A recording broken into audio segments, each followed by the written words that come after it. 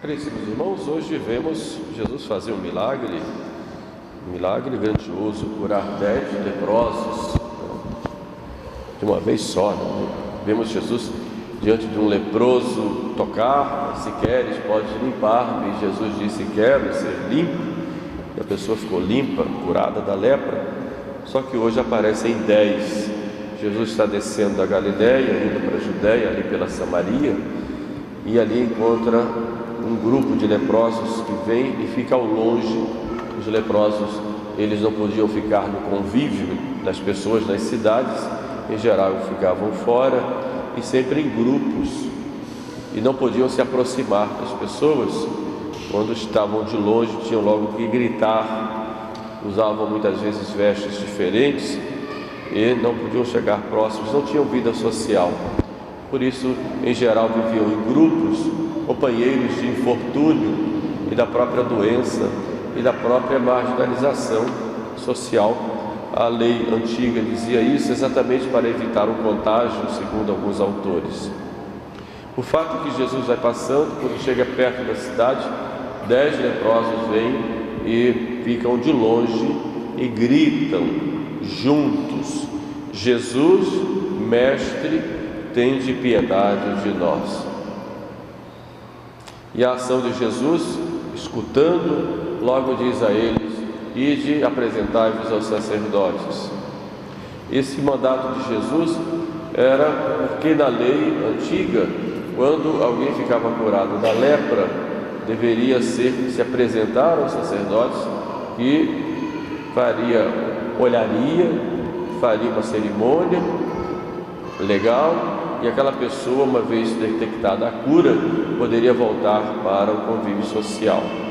A lepra não tinha o sentido que tem hoje, o mal de Hansen também, mas toda doença de pele era considerada como lepra. Por isso, qualquer doença de pele fazia com que a pessoa já saísse do convívio social. Não tinha, evidentemente, o conhecimento que a ciência tem hoje. O fato é que a pessoa podia voltar à convivência social em casos em que houvesse a cura daquela doença.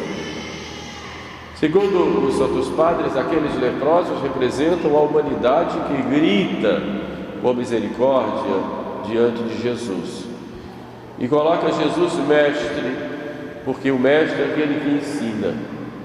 Santo Agostinho fala daqueles leprosos como aquelas pessoas que intelectualmente estão no desvio da ciência de Deus, do conhecimento de Deus, daqueles que fazem para si as suas próprias leis, ou daqueles que, intelectualmente falando, professam doutrinas contrárias à doutrina verdadeira. É a humanidade em decadência que está ali e grita. E não pediram ali a cura, só pediram a misericórdia. E a ação de Jesus foi mandá-los aos sacerdotes, e eles foram mesmo antes da cura. E mostra a ação deles, e eles vão no caminho, ficam curados. Gostaria de refletir com vocês a respeito deste fato, desta cura dos leprosos, 3 coisas aplicadas à nossa vida espiritual. Primeiro, a oração dos leprosos. Eles pedem em grupo. É importante a oração individual, mas nós somos membros de uma família, de um corpo que é a igreja. Daí a oração individual, ela exige também essa oração em comum. E é por isso que a igreja tem a sua liturgia, que é o culto público do Filho ao Pai como a sua igreja. Isso é liturgia, como diz lá Pio XII na Mediator Dei. É esse culto público. É importante estarmos juntos, Ninguém pode querer prestar culto a Deus sozinho.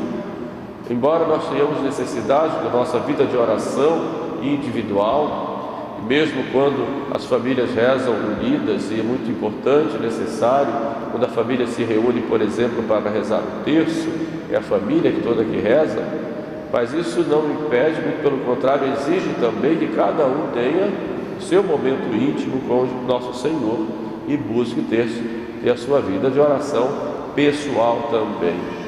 Mas aqui está falando da oração comunitária, que tem um grande valor diante de Deus. Primeiro, a liturgia, que é o culto do Filho ao Pai, com toda a igreja.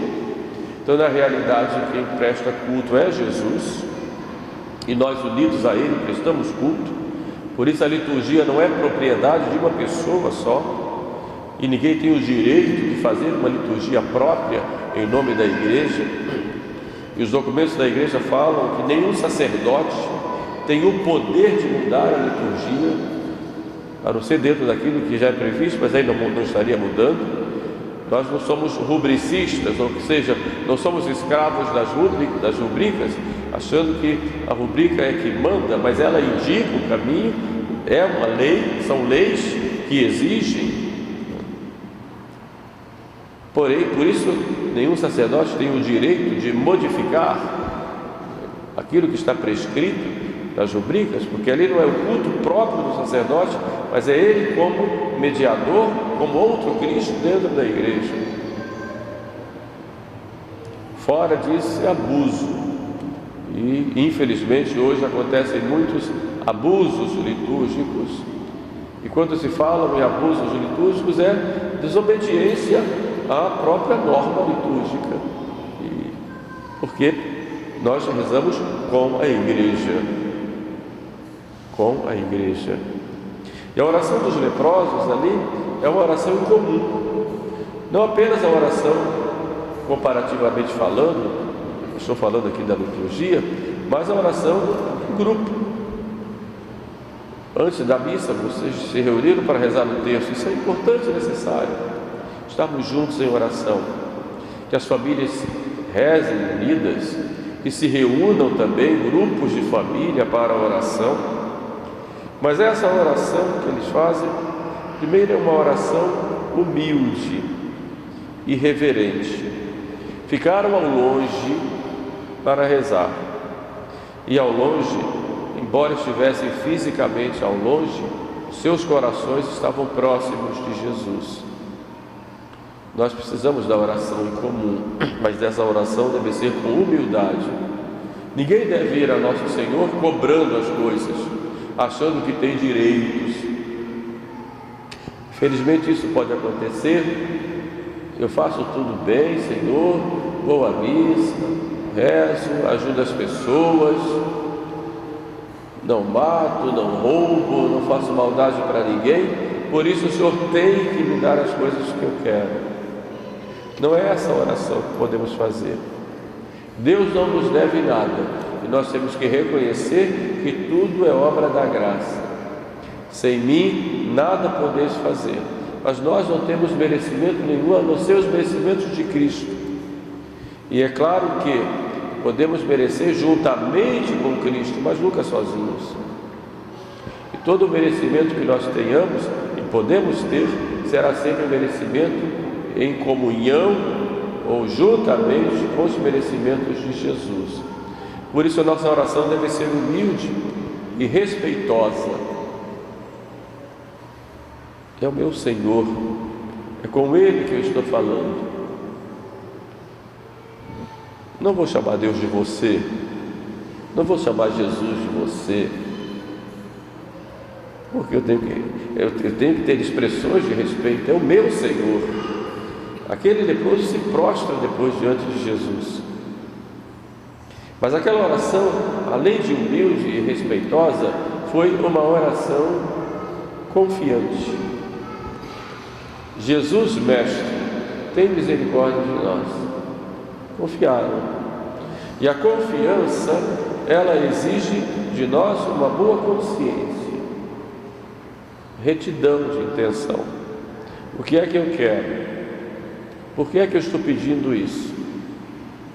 de que isso que eu estou pedindo vai me levar para o meu fim último. Tenho que confiar, mas essa confiança vai ser acompanhada e fundamentada na minha retidão de intenção. E essa retidão de intenção vai me levar à esperança, e essa esperança leva à confiança. Tenho que confiar, mas tenho que estar resignado, submetendo a minha vontade à vontade de Deus. Nós podemos rezar e devemos, mas temos que deixar Deus agir. É claro que Deus sabe do que nós necessitamos, e a oração é para nos mostrar, para que nós vejamos que nós somos frágeis, pequenos, e sem a graça não podemos nada. E Deus, na sua infinita providência e sua infinita misericórdia, Deus já propôs nos dar as graças, contando com a nossa oração. Por isso temos que pedir. E é o próprio Cristo que nos diz: pedi e recebereis.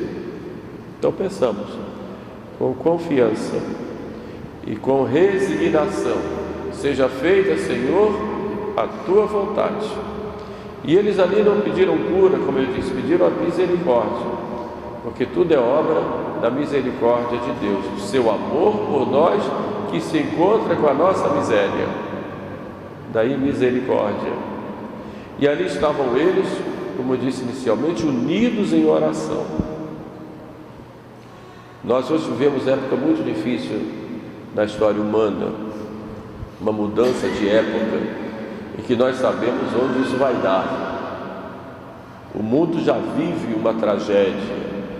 As pessoas por aí começam a falar em profecias, que vai acontecer isso ou aquilo, e que vai haver uma grande explosão e grandes problemas. Meu Deus do céu, isso já estamos vivendo. O que é o problema da destruição da família? Programativamente, a omissão daqueles que devem defender as virtudes. O que é isso senão uma tragédia? As pessoas perderam o sentido da vida. A tragédia é na droga, nossa juventude mergulhada na droga, mergulhada no vício. O que é a tragédia, senão no meio da juventude, a pornografia, sobretudo na juventude? O que é essa tragédia, a quantidade imensa de divórcios, em que praticamente metade das pessoas que se casam, quando se casam, se divorciam? O que é a tragédia das nossas crianças não terem mais perspectiva na vida, de vida moral, espiritual? O que tragédia grande é essa na igreja, em que o modernismo se infiltrou de tal forma que muitos já vivem uma religião sem fé, onde se coloca em dúvida em muitos meios católicos até a veracidade do que está escrito na Bíblia,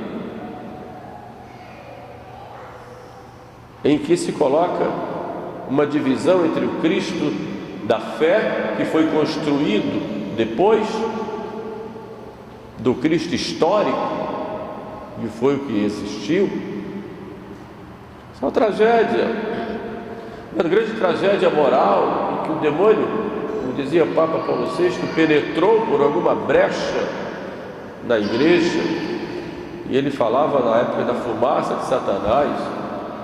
Podemos ver que hoje não tem só a fumaça, já tem o próprio Satanás dentro em muitos meios. Uma tragédia. Então nós precisamos muito termos esse espírito de oração, e precisamos muito rezar juntos. Nós precisamos de uma verdadeira conversão em comum. É preciso voltarmos às pregações para a salvação das almas. É isso. Não se fala mais em salvação. Não se fala mais em conversão do pecado. Não. Agora temos que ter uma religião de palmas, de alaridos, de divertimento. E se a gente não faz uma liturgia divertida, não atrai. Então eu vou à igreja para quê?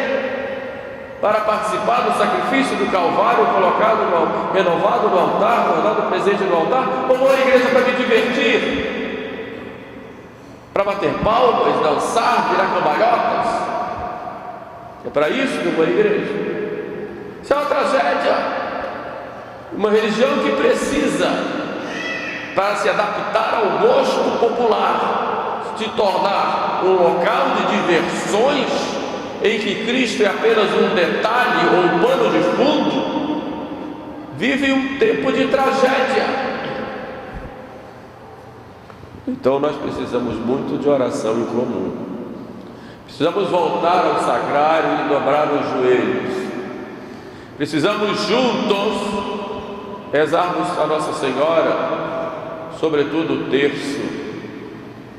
Precisamos juntos fazer penitência. Precisamos juntos jejuar, como aqueles leprosos fizeram juntos aquela oração, pela nossa igreja, pelas nossas famílias, pelas nossas crianças que já estão sendo corrompidas bem pequenininhas. Satanás está se divertindo com toda essa situação, porque a igreja é o grande sinal das nações, e o demônio então cala a igreja. Como não pode destruir, ele leva as pessoas da igreja a perderem a identidade própria da igreja. E a igreja, que é o grande sinal entre as nações para a salvação, termina ficando calada ou nebulosa ou obscurecida em sua própria identidade. Depois que aqueles leprosos fizeram aquela oração e Jesus diz: ide e apresentai-vos aos sacerdotes,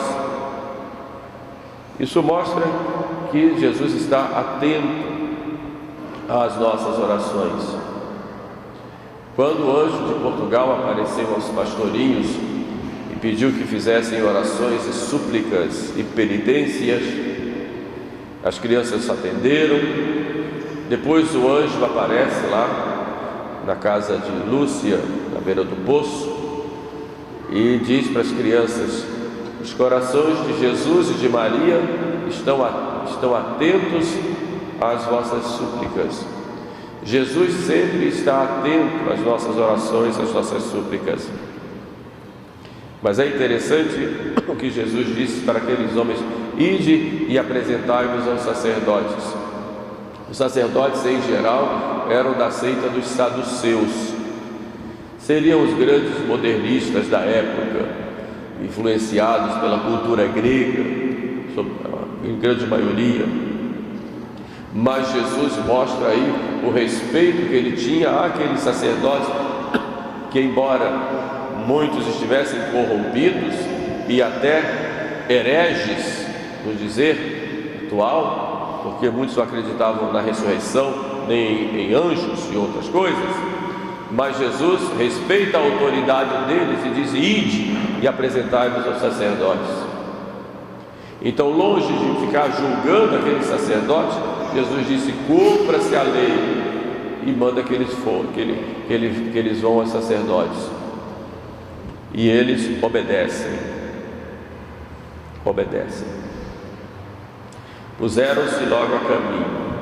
A obediência é uma união de vontades. A minha vontade é fazer a vontade daquele que me enviou, diz Jesus. Obediência é a união da nossa vontade à vontade de Deus.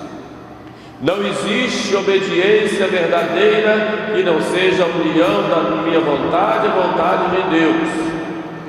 E se, ou por omissão, ou por uma má ação, eu não uno a minha vontade à vontade de Deus, eu sou desobediente. A obediência é o elo de ligação ou o fio que me une a Deus. A minha vontade é a vontade de Deus.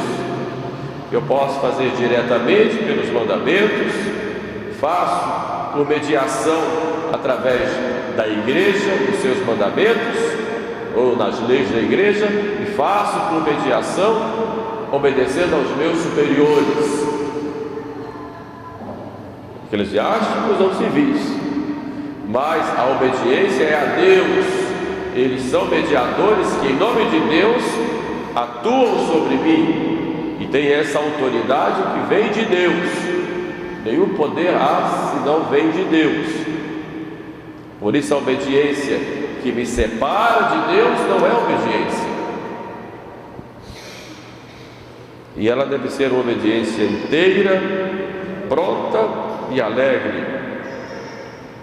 E se eu tenho que obedecer ao meu superior e este me manda algo contrário à vontade de Deus, que está expressa lá na lei, eu não estou obedecendo a Deus. Aí o meu superior perde naquele momento, naquele ato, perde a autoridade sobre aquele ato. Não é que perde em todos, mas naquele ato de mandar fazer uma coisa que é contrária à vontade de Deus. Como um pai que diz para o filho: vai lá e furta aquela coisa, vai lá e bate naquele seu colega. O pai não perde a autoridade ali como tal, mas naquele fato, naquele mandato, o filho tem obrigação de desobedecer ao pai para obedecer a Deus, porque ali ele não está sendo naquele ato mediador. Mas isso não significa que vai desobedecer em tudo, mas naquilo especificamente, porque ali o pai ultrapassou os seus limites.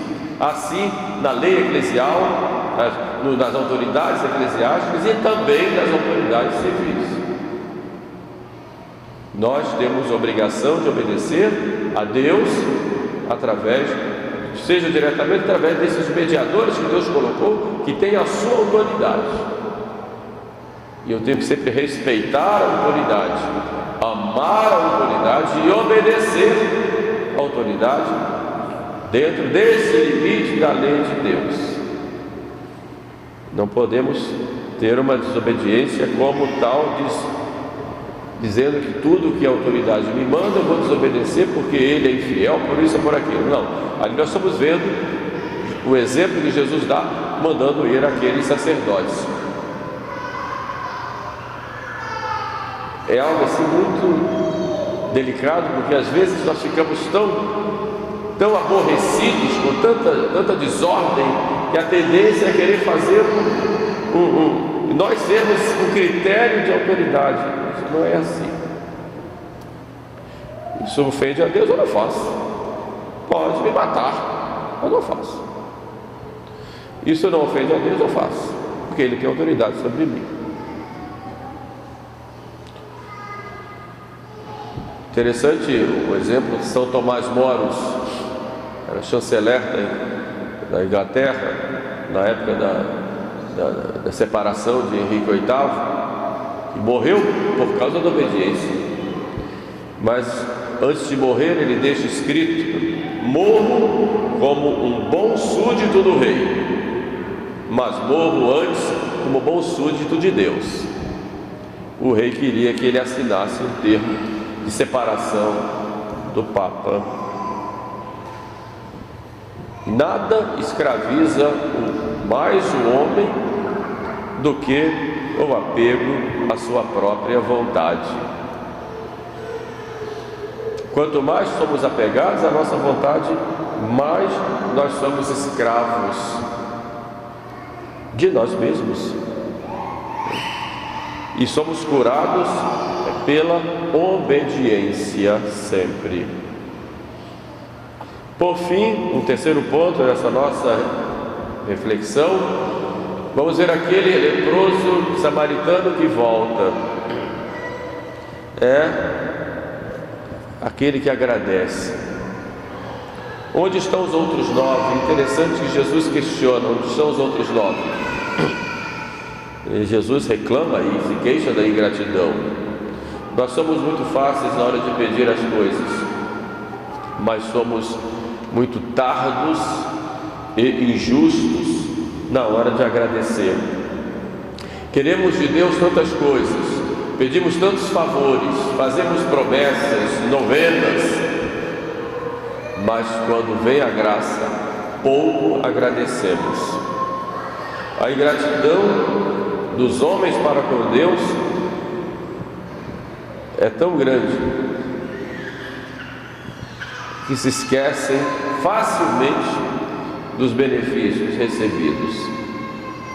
Nós reclamamos muito do que nós não temos, mas pouco agradecemos aquilo que nós temos.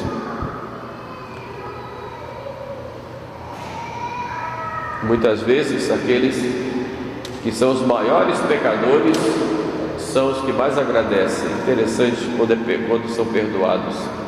O samaritano era considerado inimigo dos judeus e foi o único que foi lá agradecer. E os outros se esqueceram daquele benfeitor que é Jesus. Quantas vezes nós agradecemos as graças que nós recebemos? São Paulo diz: em tudo dai graças. Poucas vezes agradecemos. Quando levantamos de manhã, agradecemos a Deus à noite. Durante o dia, quantas vezes paramos para agradecer? É interessante que quando nós olhamos as pessoas, tantas pessoas não têm aquilo que nós temos, nós podíamos olhar: meu Deus, muito obrigado, Senhor. Eu tenho 2 olhos para enxergar, eu tenho 2 pernas para andar, eu consigo ouvir, me sento à mesa, tenho esse alimento, posso ir ao médico, posso tomar essa medicação, ou graças a Deus eu não tenho nenhum problema de saúde, consigo ler, consigo aprender, consigo estudar. E do ponto de vista sobrenatural, tenho a missa, tenho os sacramentos, tenho o sacerdote, tenho a igreja, tenho todos os meios para a minha santificação. Obrigado, Senhor. Obrigado. Há tantas pessoas, mesmo no Brasil, que não tem missa, que não tem padre. Imagina os nossos irmãozinhos lá da Amazônia. Tive a graça de estar lá, pessoas que têm padre uma vez por ano. Uma vez por ano. Como esse povo vive sem os sacramentos? Uma vez por ano. E conservam a fé, porque Deus dá a graça, bem claro. E quando chega o sacerdote, que alegria!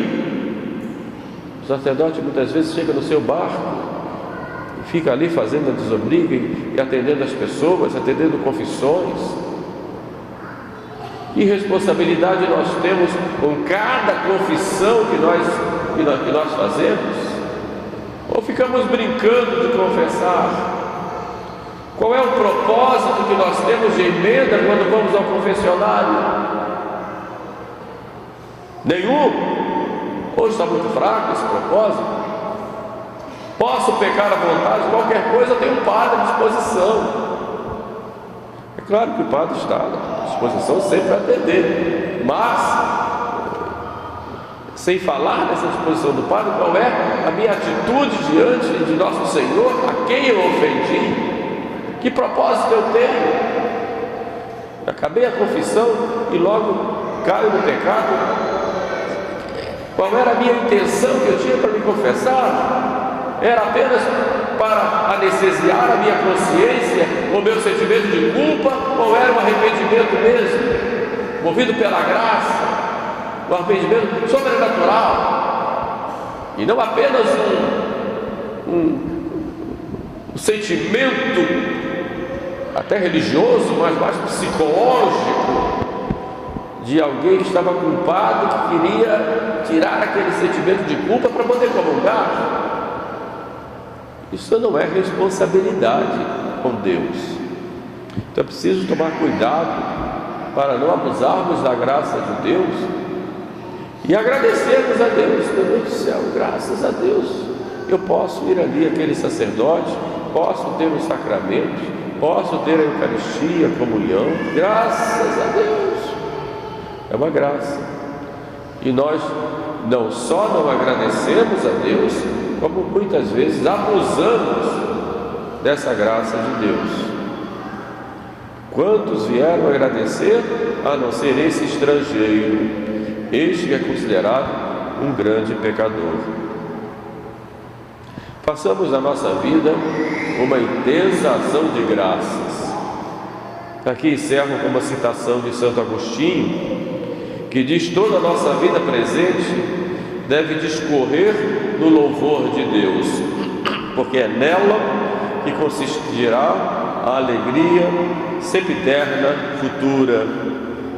E ninguém pode se fazer idôneo na vida futura se não se exercita agora, no presente, neste louvor. Então seja a nossa vida um grande louvor de ação de graças por tudo o que Deus nos concede, porque será assim para nós a eternidade. Amém.